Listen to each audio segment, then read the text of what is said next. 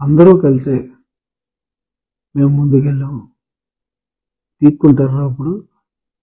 అది చూసిన తర్వాత పీక్కుంటారా అన్న. కడప సర్లే ఇంతలే, ఊరికే ఛాలెంజ్ అనవసరం కానీ చేసి చూపిస్తాం. క్యాండిడేట్ని చూసుకోండి ముందు. మీరు నా మీదకి క్యాండిడేట్ని చూసుకోండి. 3-4 మీరు అడిగితే చీకొట్టిన వాళ్ళు నాకు చెప్పారు. భిక్షాన్ దేహి అని ఎత్తుక్కుంటున్నారు నా మీద క్యాండిడేట్ల కోసం. మీ క్యాండిడేట్లను చూసుకోండి. నేను ఏ పార్టీ నుంచి వస్తానో ఆ పార్టీ పెద్దలతోటి మేము మాట్లాడుకుని వస్తా.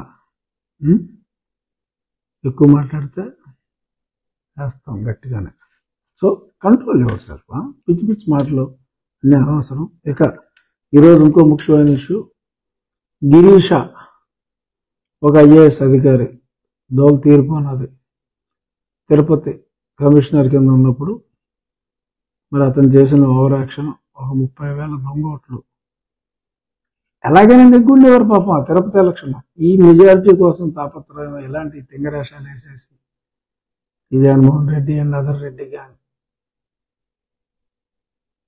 ఇలాగా నెగ్గి ఎలక్షన్ కూడా ఫ్రాడ్ ఎంతూరా చేయటం. సో మరి ఆ ఫ్రాడ్కి సహకరించిన గిరీష మరి పరిస్థితి ఎక్కడి దాకా వస్తుంది అనుకోలేదు. మరి ఇప్పుడు అన్నమయ్యలో కలెక్టర్గా ఉంటే ఆ గిరీషాన్ని శంకరగిరి మాన్యాలు పట్టించారు ఎలక్షన్ కమిషన్.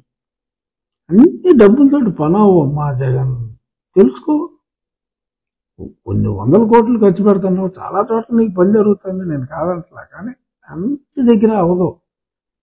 ప్రసాదం అన్నిటి దగ్గర పనిచేయదు. ప్రసాదం లడ్డూస్ కొన్ని దగ్గరలే పనిచేస్తాయి, కొన్ని దగ్గర కూడా కొన్నిసార్లే పనిచేస్తాయి, అన్ని వేళలా పనిచేయవు.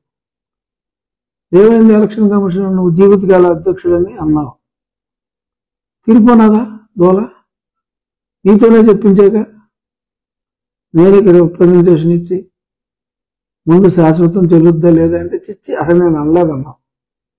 అలాగే మరి ఈ గిరీష గారు మరి ఆయనకి సస్పెండ్ అయిన తర్వాత, క్షౌరం అయిన తర్వాత మరి మిగిలిన అధికారులు ఆ క్షౌరాన్ని చూసైనా వివరం తెచ్చుకొని పిచ్చి పిచ్చి ఆశ లేకుండా చట్టాన్ని గౌరవించి ఖచ్చితంగా మీరు ఇంకో 10,000 ఓట్లు యాడ్ చేసినా కూడా నెగ్గే పరిస్థితి లేదు. మీ అందరూ ఉద్యోగాలు కోల్పోతారు. మీ తరానికి, మీ వచ్చే తరానికి కూడా మరి జగన్మోహన్ రెడ్డి గారు ఏమైనా ఆఫర్ చేస్తే చేశారేమో నాకు తెలియదు. కానీ దయచేసి క్రెడిబిలిటీ పోగొట్టుకున్న తర్వాత ఎంత డబ్బున్నా ఉపయోగం లేదు. So please give importance to credibility. ఇవాళ గిరీష గారికి ఏముంది క్రెడిబిలిటీ? రేపు పొద్దున్న కలెక్టర్ గారు అని ఎవరైనా అంటారా? కలెక్టర్ అంటారు. ఇటువంటి పనికి మాలో ఉన్నాయి. సో దయచేసి ఐఏఎస్ ఐపీఎస్ అధికారులకి నా విజ్ఞప్తి ఏంటంటే నిజాయితీగా ఉండండి. ఈ విషయంలో దొంగోట్లకు సహకరించడం, ఏదో పనులు చేయకండి. Election commission is serious now. Election commission is really serious. మొన్న మరి పాలసముద్రం దగ్గర ప్రధానమంత్రి గారు చూశారు, ఎవరిని ఎక్కడ ఉంచాలో అక్కడే ఉంచారు, ఎవరిని ఎక్కడ ఉంచాలో అక్కడే ఉంచారు. ఆమె అండర్లైన్. సో అన్యాయం చేయకండి. ఈ ప్రభుత్వం మళ్ళీ రాదు. మిమ్మల్ని మీరు ఐఏఎస్కున్న గౌరవాన్ని కించపరచొద్దు. గౌరవాన్ని ఎలివేట్ చేయండి. లేదు ఉన్న గౌరవాన్ని ఉంచండి తప్ప.